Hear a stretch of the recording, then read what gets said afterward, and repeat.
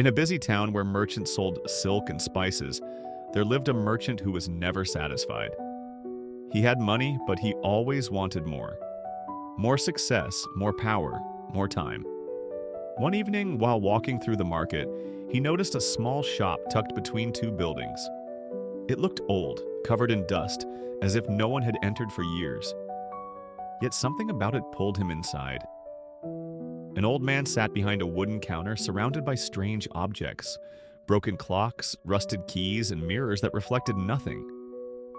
But one thing caught the merchant's eye, a golden hourglass. It shimmered under the dim candlelight, its sand glowing like tiny flames. The old man saw him staring, he said. You have a good eye. The merchant picked up the hourglass. What's so special about it? The old man smiled. Each time you turn it, you get an extra hour in your day, an hour no one else gets. Think of what you could do with more time. The merchant's heart raced. More time meant more deals, more gold, more power. How much? He asked, already reaching for his coins. It's free. The old man said, But remember, time borrowed must be returned. The merchant barely listened. He grabbed the hourglass and rushed home. At first, the merchant used it wisely. He got an extra hour to rest, to plan, to grow his business. But soon, 1 hour wasn't enough. He flipped the hourglass again and again. Every day, he stole more time. His rivals aged, but he remained strong. His business flourished. People admired him, feared him. I have beaten time itself. He thought. One night, as he sat in his grand mansion, enjoying his success, there was a knock at the door. The old man stood outside. It's time to settle your debt, He said. The merchant laughed. Debt?